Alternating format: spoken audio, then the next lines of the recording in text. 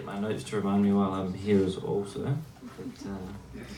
So I'm a co-founder of Cykel, a mushroom biotechnology company, and I guess one supposition I come from is crediting and thanking big media for the role it's played with our company. So in the first 6 months that we started 2.5 years ago, we were able to get widespread awareness and support across the nation through media on ABC, Gardening Australia, Landline, Huffington Post, Today Tonight, 7 News. And so I guess I come from the point of view that big media can play an important role in helping grassroots both businesses and ideas get off the ground, and so I'd just like to applaud big media for the assistance in that.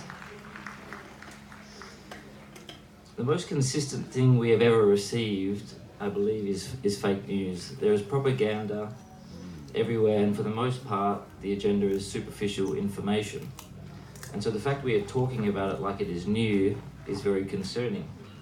When you have the opportunity to dictate the agenda through advertising and funding, isn't it obvious? And so this is something I think we need to step back and think about, because until we realise the capitalistic system and the shareholding nature of business and media, then we are only playing on the edges of reality. To be clear, I will define big media as the primary stakeholders of our attention, and to be even more clear, this attention we give them is a voluntary choice.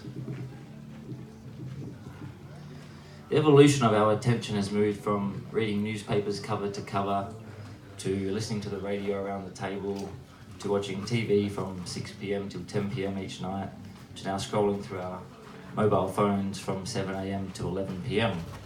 And so while we've seen this evolution of attention in different modalities and forms, one question is, have we evolved our consciousness to clinically reason and think about what we are digesting through our minds each day? And so news, in essence, is an addiction to new information. However, most of it is filled with contrived, speculated drama attached to society, sexuality, and politics. So before blaming the masters of the propaganda, we should firstly reflect on ourselves and how we are interpreting this information, and if we are taking action as individuals, and before we lay our head on our bed each night. The real news is that we are living in a comfortably numb society, and so I come from the supposition that fake news and big media have been around well before we were here, and will be around well after we are gone. And so I'd like to talk about actions that we can take as individuals. Action number 1, understanding the impact of our biology. So we now know that genetic expression and genetic inheritance are null and void, in that it is our environment that dictates our genes and how they are expressed. And going one further than that, it's not our environment necessarily, but it's our beliefs of that environment and our perception to that environment. So how are we perceiving news, how are we perceiving the information coming in? And this has a biological impact on how our genes are expressed, how our thoughts, our feelings are contrived, and generally how our mood is each day.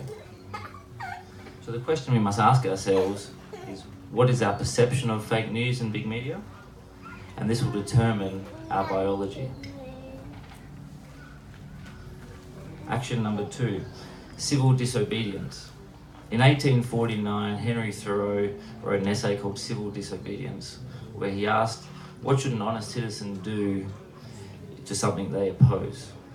And so why I think we are here is because we oppose big media and a prescribed agenda that lacks honest depiction of anything relevant or meaningful. He suggested that we should not blindly follow, but instead follow our consciousness of reason and move towards independent thought. We have respectfully obeyed big media, and for this reason it has gained enormous control over our thoughts, feelings and belief without us truly realizing. I would just like to warn that with obedience, tolerance and daily consumption of superficial information, our own health is affected and the control is strengthened. For me, I have turned off the television and taken up on my take vision action. In my eyes, by building a business and a company that reflects the future I would like to be a part of. Action 3, the value exchange of attention in the marketplace today. And so what I believe that right now, as there is a transition from TV and old forms of media to social media, there's possibly one of the biggest opportunities in human history to broadcast an idea, a belief, start a business, support a non-profit than ever before. 10 years ago, to capture the attention of 100,000 people would cost a lot of money in studio hire, TV ads, and also equipment for filming. Today you can pick up your mobile phone, you can log into an account, you can share a belief or an idea, and perhaps it will grow virality, or perhaps you can pay paid advertising to push it forward and reach 100,000 eyeballs a lot easier. So there's been an amazing decentralization of attention and an opportunity to capture attention than ever before. And so while big media still exists and maintains control, there is an enormous opportunity for grassroots campaigning and voices to be heard right now. This window will soon close as the millions and millions of advertising dollars moves from TV to social media, and so this is only short-lived. But this is the first step towards a rebirth for the earth. Everyone here is on a mission, and the mission is always the same: to live in harmony and to give more than you take. If we can live as simply as this on earth, it will go forward in a positive direction. Fake news is in our heads and has been socially engineered to keep us there. The social engineering algorithms will feed you deeper delusions, and the meta-tagging will justify your own thinking. A spiraling facade with a few artificial likes to keep your dopamine levels up and you coming back. The most important question we have at the moment is, how many likes did we get for our breakfast? So in summary, big media and fake news have been around long before we have arrived, and will be here long after we are gone.